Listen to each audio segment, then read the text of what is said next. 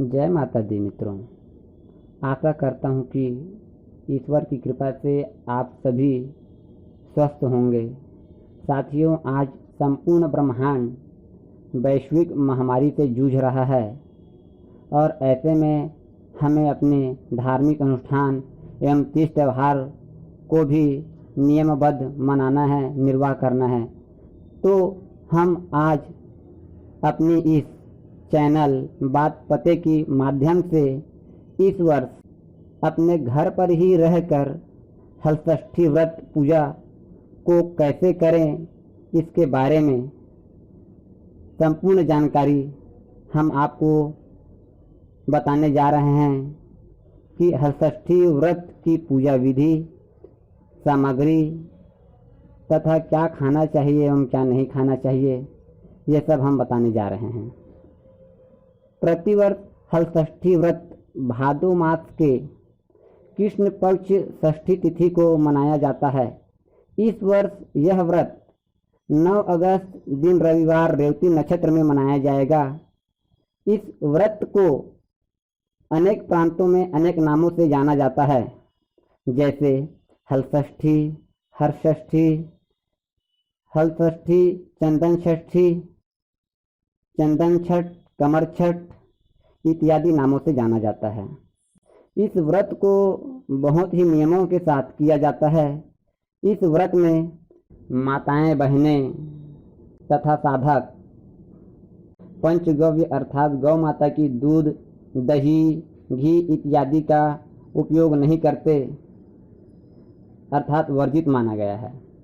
पूजा सामग्री हलषष्ठी व्रत पूजा में भैंस की दूध, दही, घी, महुआ आदि की पत्ते, दोना, महुआ, भुना हुआ चना, धान की लाई, छुई डाली यानी कूस जिसे हम काशी भी कहते हैं, बेर के पत्ते, महुए की डाली, इसे लगाने के लिए गमले, अक्षत, रोली, चंदन, कुमकुम, गुलाल, पसर की चावल, मिट्टी की छोटी छोटी कुल्हड़, धूप दीप, एपन, छठ माता की फोटो, उमापति महादेव की परिवार की फोटो, कार्तिकेय महाराज का शस्त्र, हल आदि का फोटो। इस व्रत में समस्त पूजा सामग्री 6 की संख्या में होनी चाहिए, ऐसा माना जाता है। छठ माता की कथा भी 6 की संख्या में होती है।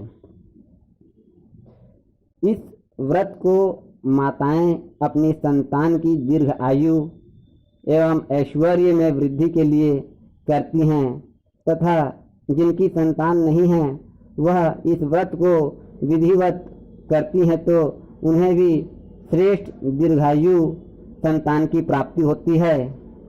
आज ही के दिन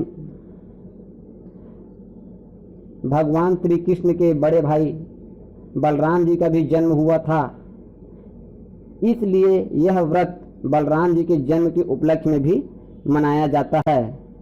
इस व्रत में हल से जुते अनाज, फल व सब्जी आदि उपयोग में नहीं लिया जाता या नहीं खाया जाता।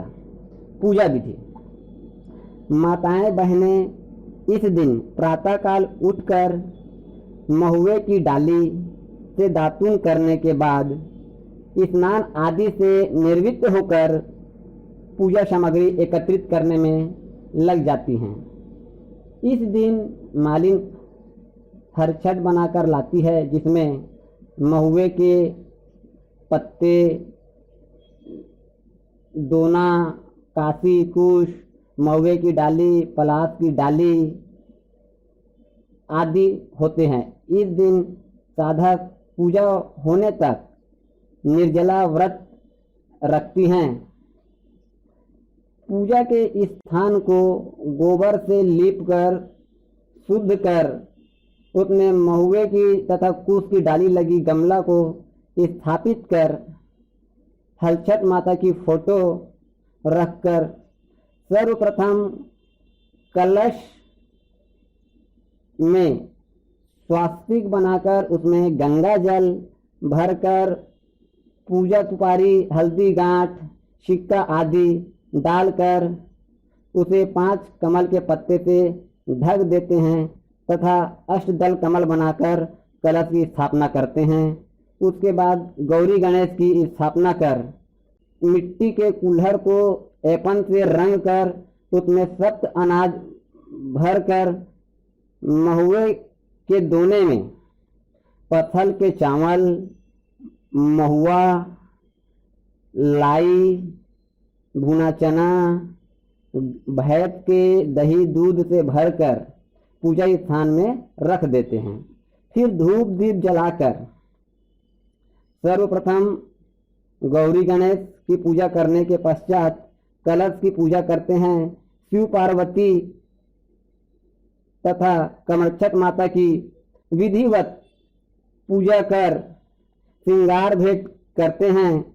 फिर हलछठ माता की कथा विधिवत श्रद्धा पूर्वक सुनकर कथा के पश्चात आरती करके हलछठ माता को हाथ जोड़कर विनती करते हैं कि हे माता, आज की हमारी इस व्रत पूजा में किसी भी प्रकार की भूल हुई हो तो उसके लिए हमें क्षमा करें तथा हमारी संतान को दीर्घ आयु ऐश्वर्य प्रदान करें।